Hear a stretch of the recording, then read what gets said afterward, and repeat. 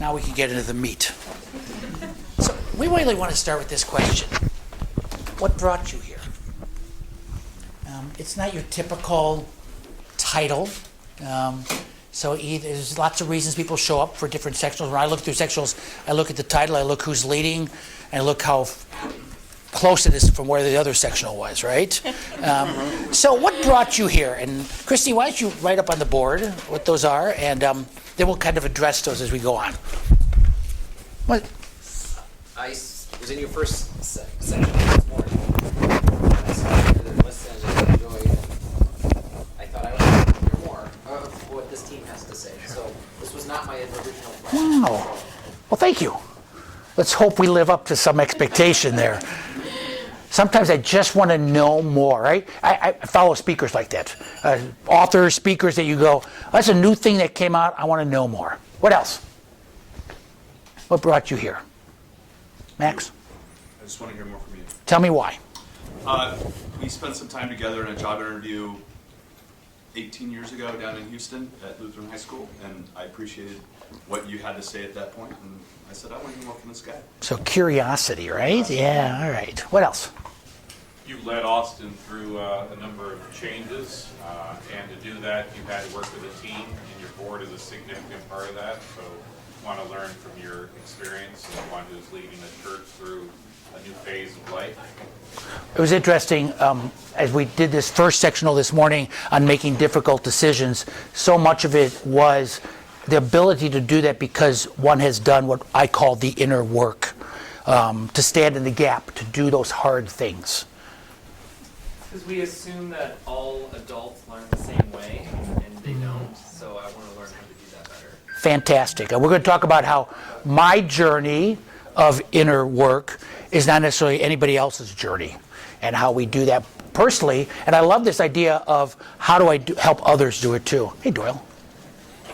Anything else? What brought you here? Well, I'm in one where I'm in a strategic leadership team where we're navigating a lot of gray areas and trying to figure out, and then disagreement over those gray areas. Trying to figure out how to reflect on, am I wrong? Is there something I'm contributing? Is there a way I need to know how to either handle this differently or engage in the conflict differently? So that's Yeah. So it's in those gray areas that this inner work most shows itself, I believe. And we'll talk some more about how we've seen some of that. And by the way, if they weren't difficult, they wouldn't be gray. So rejoice, right? And think about this. The gray decisions or the difficult are the ones that will take you farther. I'm a new leader, and I like to be a transparent leader, but I'm getting some kickback from people on my team that it makes them uncomfortable. Yeah. And so leading from the inside out, I feel like you got to be authentic, but there's probably a better boundary in authenticity that I can figure out how to navigate. One of the things I wrote down, we'll see if we get to it, because we tend to go with questions and we'll get there, but it's this issue of not wanting to do it because others don't understand it. We've faced a little bit of that from time to time. Yeah. Back there. Yeah, it's really similar. It's like, where do I come out front? Where do I hide? Oh, gosh, yeah. Because reproducing disciple makers, at the same time sharing, leading with a limp. Yeah. Right. Yep. And how much do I, showing my limp? How much can I bring my team into? There is such a picture in most of our minds, especially as Western individuals, of a leader. One of the things I used to do when I taught leadership in class, one of the first things, take out your pen or pencil, take a blank piece of paper, draw a leader, or name a leader. And 90% it was a white, older male. And the fact is that's so different to the point everybody's a little bit different. What's expected of that white, older male picture, and how do we break that down through our inner work with others? Doyle. Inner work, sometimes when you get in stressful situations, inner character flaws get stirred up. But how do you process that and recognize what to do with that? So the fact that you're actually in this room says you're on the journey already, right? One of the things you'll hear me talk about a lot, Christy hears this a lot, is especially with our students, those who need it most aren't the ones showing up. And how do you what's the word we use for advising? Intrusive advising, right? How do you get intrusive in people? So you're already on the journey, and yeah, it does bring up. We're going to talk about coaching and how you had somebody come alongside you to help you process those. One more. I'm sure I'm alone, but the last 2 years have been extremely difficult, and I've been Anybody else had a tough time? just you. And I've been focused on a lot of external, a lot of details, a lot of things outside of my control, even. And I think this is a good opportunity to kind of reset that. Yeah. Wow. The more outside issues coming in, the more internal work we should be doing, and the less time there is to do it, or so we believe, right? So we're going to come to these, and let me tell you a little bit about Christy and myself so you get a context of who we are and our team.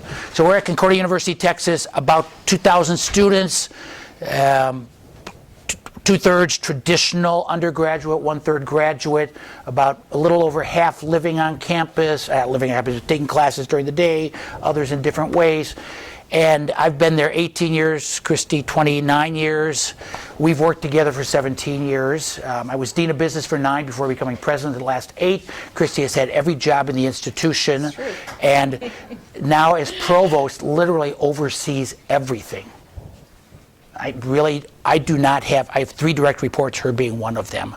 And so as my role has shifted over these 8 years, having more direct reports, Christy having this piece, passing it on, understanding what I need to do specifically that allows her to do what she needs to do with her gifting and skills, actually has required a lot of inner work. What did you say? I'll let you speak to that a little Sure. bit.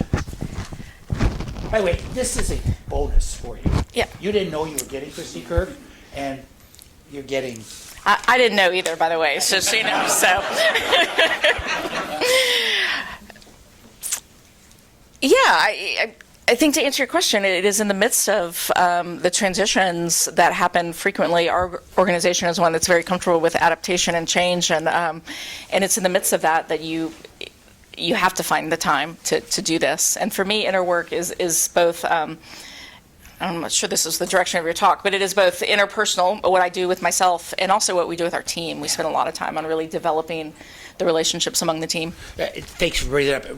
One of the things I wanted to do was get clarity on this term, inner work. Because if I asked all of you what that means, you probably would all have different things.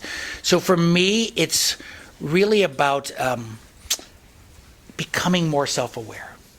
It's understanding who I am, how I'm gifted, and why I behave the way I do in order to lead the institution to the next level. I've talked with others about this, and some of the things they talked about, inner work isn't just about this feel-good stuff or woo-woo stuff, as some people like to talk about it. It is about your health. What kind of inner work are you doing to stay healthy, mentally, physically, emotionally? What are you doing? Inner work is getting good sleep. I will tell you, one of the things, as I was thinking about becoming a president, so let's take it about 10 years ago, I looked at those who I admired as presidents, and I realized this: none of them were overweight. And I looked at myself and I said, I'm overweight. And it's not just about how I look, but it's about how I can lead them, right? If I have more stamina, better physical, I lost 40 pounds. And that wasn't just, let's lose weight. That was a lot of inner work to do that. And I've had to revisit that from time to time. So it's relationships. Think of the wheel where you have to talk about social, emotional, financial, et cetera. That's all inner work. And then to your point, how do we do that with the team? So I want to tell you my story. And Christy can provide color commentary because she's watched this. But really my story on inner work, because again, we're not brought up with that, right? I'm going to talk about what keeps us in a little bit, but it began back in 1993. I had joined a ministry staff at Trinity Lutheran Church in downtown Houston. And in downtown Houston was a Lutheran bookstore. It was a little white building that if you didn't know it was there, you would pass right by it, underneath the freeway. And I went in, and there was a little older gentleman working there. He was an Episcopalian monk. And I'm looking around, and he comes up, he starts talking to me. He introduces me to the Desert Fathers. he introduces me to classical Christian writings, Richard Foster, the Disciplines, all those type of things that had never crossed my path. And I began reading in this and going, oh, this is really interesting.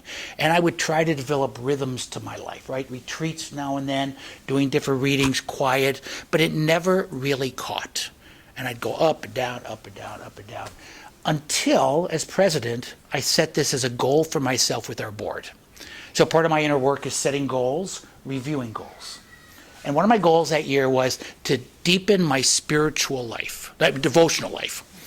I had no idea where that would take me. All I knew is this, that if I deepened my devotional life, I would have a better relationship here, lead from a place of integrity, and be able to make harder decisions, actually. I talked to spiritual advisors. I read all kinds of stuff about how to. I read Desert Fathers. I read Eastern literature, wisdom literature, all over the place. And one of the things that has really served me well is I began practicing meditation. I began quieting myself. And let me tell you, those of you who have grown up in a Western Christian Lutheran world, there's a voice in my head going, you don't do that. That's wrong. And I had to fight that voice. But as I turned my app on in the morning, that led me through a 15-minute meditation, I learned how to breathe. I learned how to be quiet. I learned how to empty the self. And I'll tell a little bit how that really helped me in moments. And then I made a commitment to coaching. And I will say that's, if you take nothing from here, I want you to think about getting a coach. And you have to determine what that is. For me, I interviewed a bunch of people. I went with a local guy who I knew already, but named Jim Blanchard, who used the Berkman tool. It's a personality method. Be anything you do, a DISC tool, Myers-Briggs, you name it. But it was the tool that exposed who I was.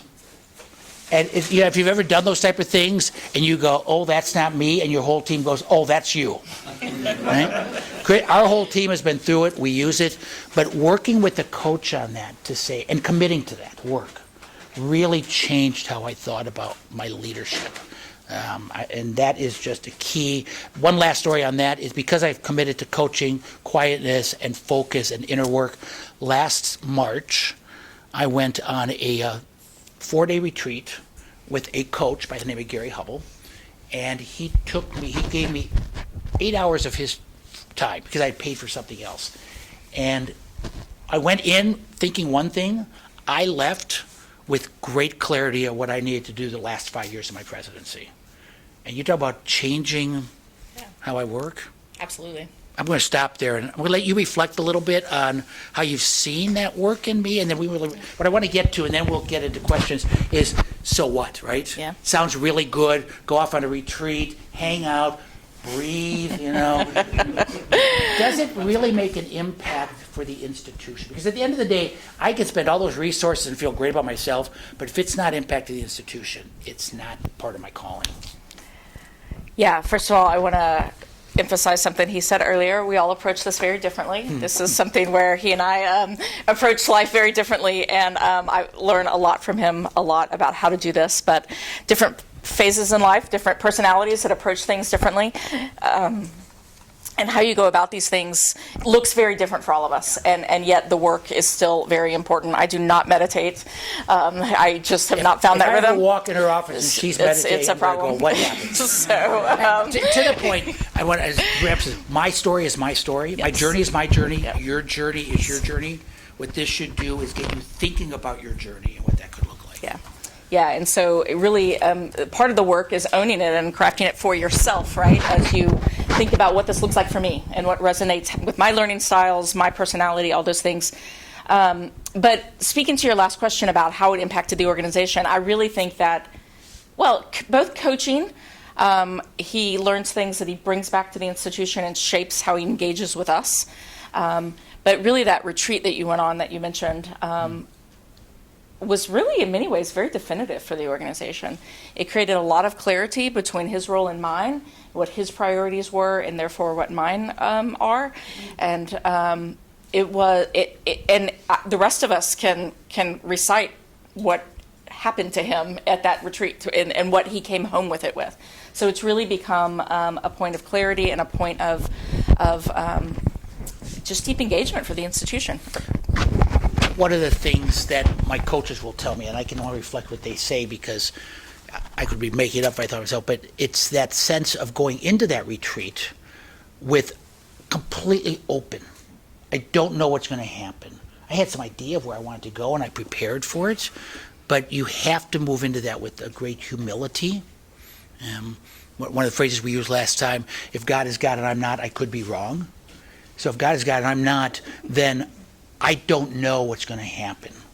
And that's been part of the adventure, I think, that as I've learned to do the inner work, to just say, okay, let it come and let's figure this out.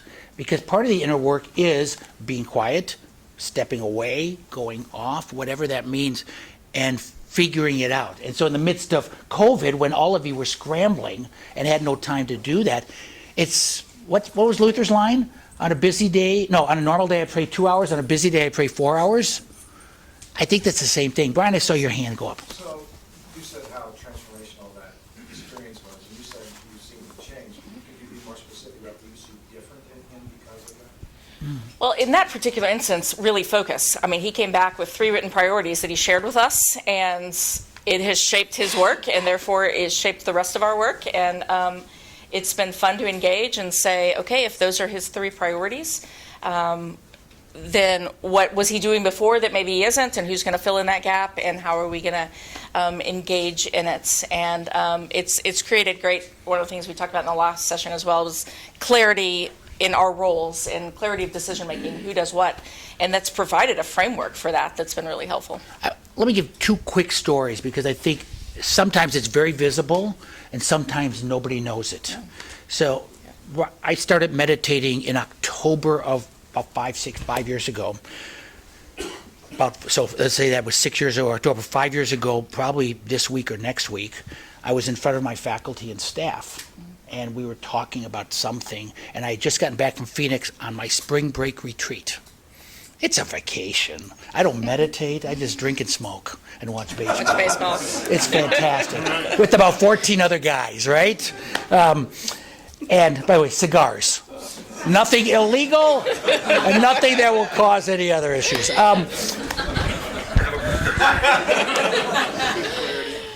I'm in this meeting and I say something, and then I say, while I was on this retreat, or while I was in Phoenix watching baseball with a bunch of guys, I look over and 2 of our faculty members look at each other, and I perceive them roll their eyes. My head tells me they think I'm being lazy and that I should be working as hard as they are. And Bad Don said, I'm going to blast them right here. I breathed, because I had learned how to breathe through meditation. And I didn't blast them, and I went on. And as I left that meeting, I thought to myself, that was the best decision I could have made. I have no idea why they rolled their eyes. It could have been for something completely different. I could have looked like a fool. I would have ruined a relationship with them. But I attest that moment to learning how to breathe because I'd done some of that inner work. There's another one, but I forget. Doyle, you had a question. Yeah, I'm sorry for putting you on the spot here, but That's part of the inner work. I need to do that. in the meditation times, Jesus said his sheep hear the voice of the good shepherd. Do you ever sense that that you're receiving this stuff that's really coming from? So yes and no sometimes. I can't say I've ever had that moment where I hear the voice so directly. I'm like, what happened here? So when I think about my quiet time, we'll call it that, there is that time I just empty, right? Breathe and empty and don't think about anything else. And I think that's just a healthy process because my mind is always going. Always. I was doing my prayers this morning through the John Bailey prayer book I use, and I'm halfway down. I go, stop. All I could think about was other things. And so to stop and just learn how to be fully present. I think that when that happens, when I combine that with spiritual reading, prayer, and other issues, Absolutely. I mean, Scripture. I mean, it does. It has to, because all of this is coming together. I don't think it has been a time when I have directly heard something, but I know people who it does. Did that answer your question? Thank you. Well, let me ask you a question. What was behind that question? Well, in my quiet time, I get some of the best ideas, Okay. and the way they, sometimes it looks like God is in it. Yeah. Well, we believe God is in everything, right? Yeah, yeah. If we believe that, then truthfully, there's one of those voices in the head that says you shouldn't be doing certain things or reading certain texts. If we really truly believe God is in everything, then God is in everything. And I'm just saying, experientially, it feels like I'm receiving Yeah. more than I'm generating.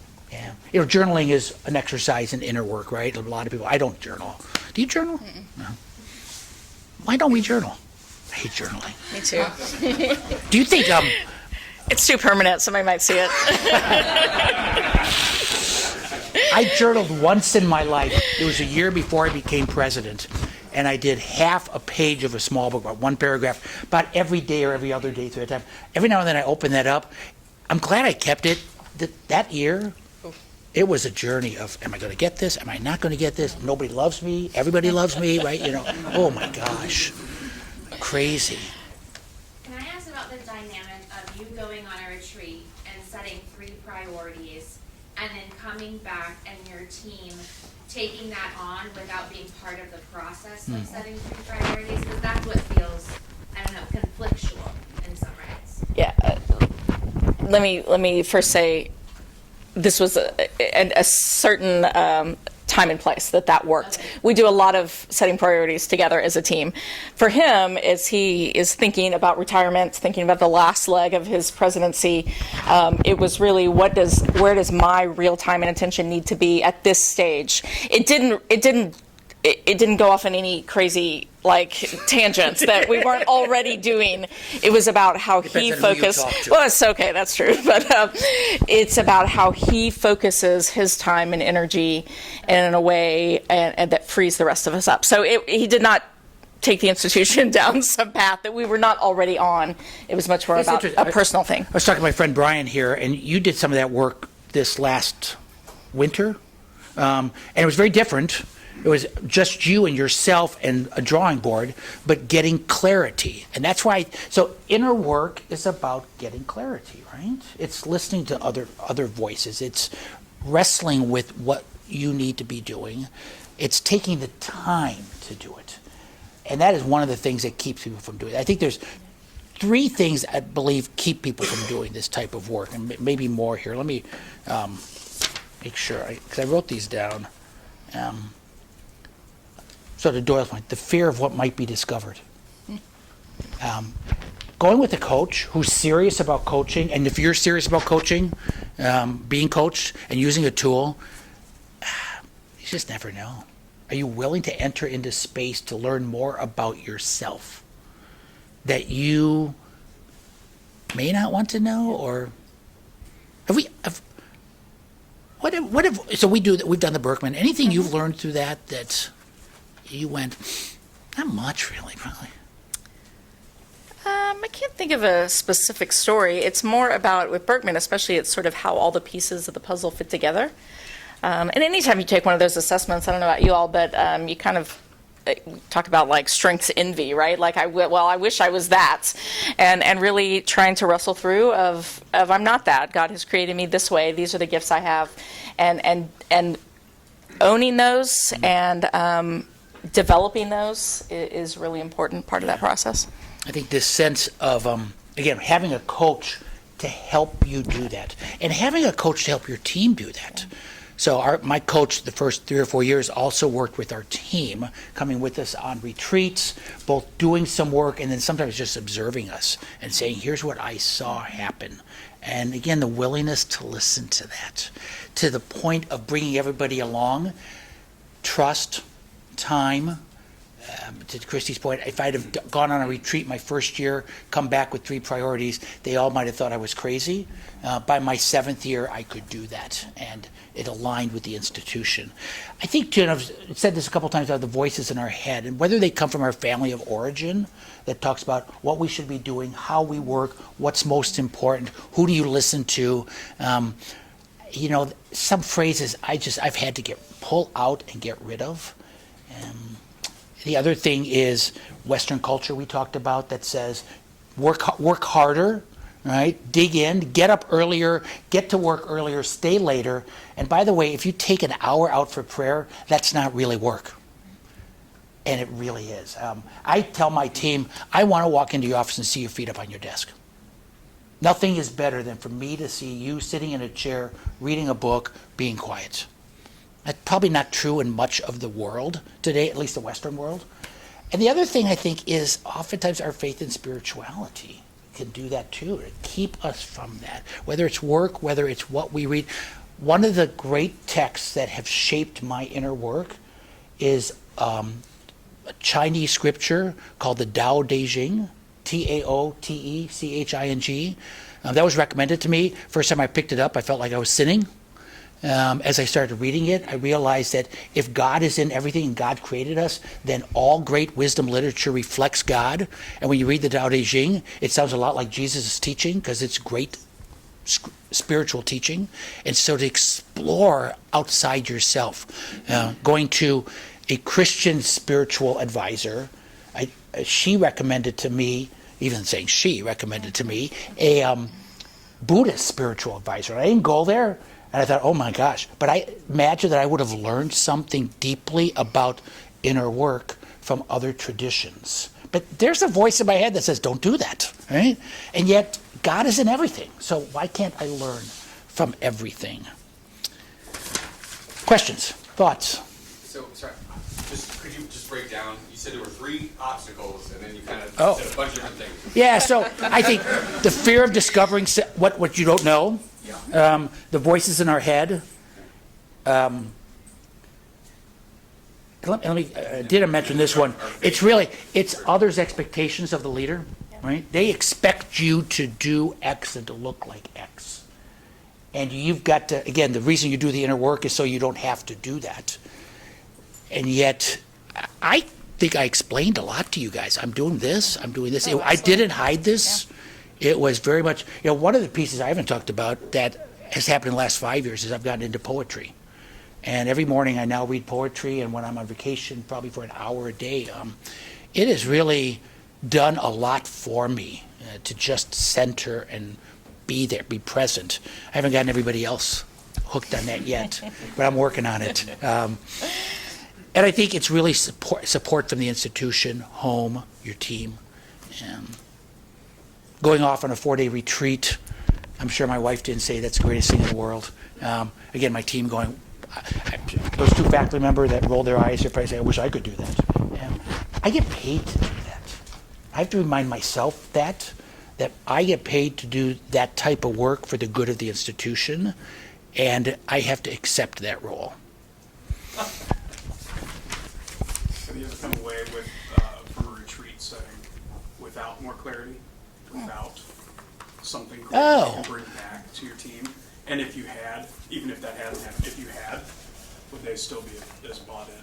So I have done a lot of retreats like that. No, not like that.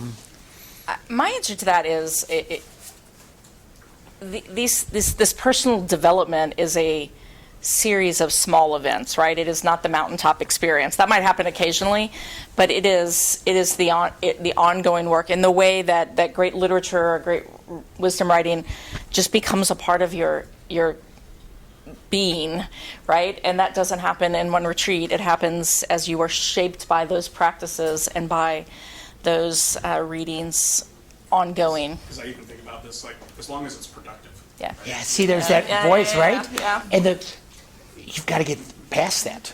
Because 15 minutes of silence is not necessarily productive at that moment.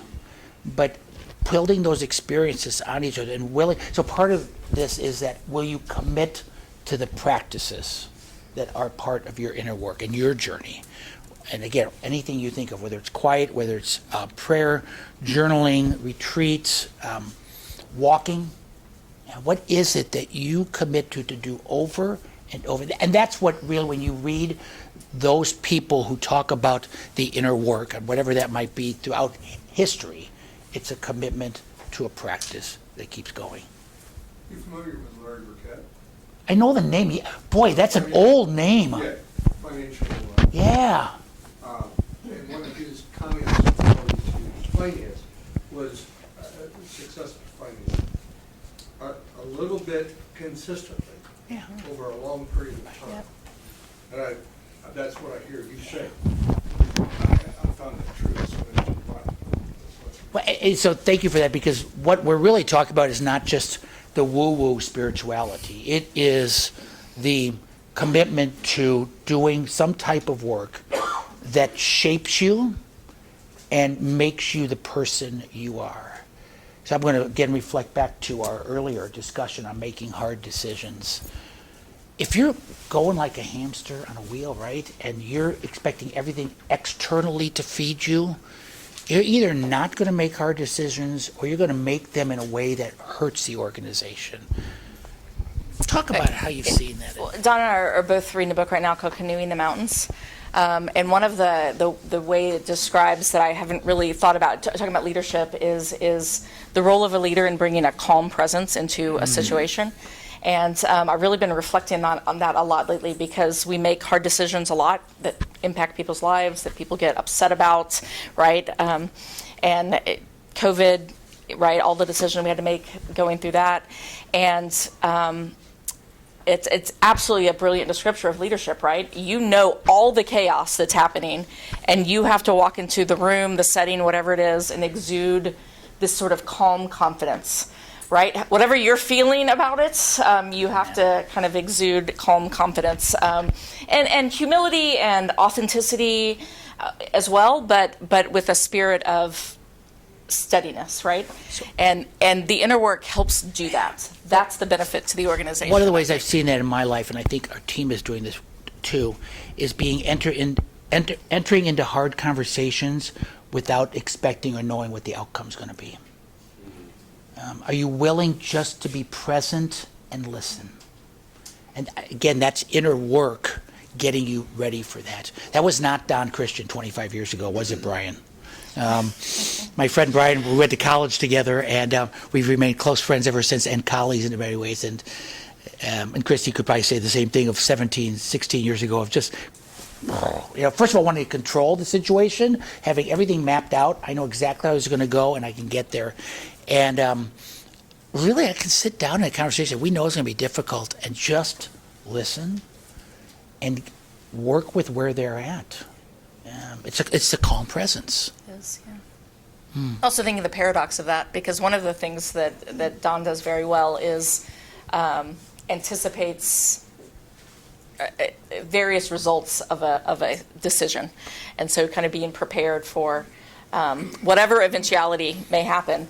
But partly because that's leadership work, but also inner work, right? You can enter into those decisions, into those conversations very prepared, because you've kind of walked through the eventualities, the possible directions it might go, and then just be present and kind of pick up the pieces later. So one of the things we can celebrate as Lutherans is the beauty of paradox. And leaning into paradox, not trying to fix it, not trying to manage it, in fact, embracing paradox. One part of our Lutheran learning model, which we teach our students, that we want you to love that. And this, again, I think that's inner work, right? The external world will tell you, make a decision, right or wrong, black or white, yes or no. And being able to enter into a conversation,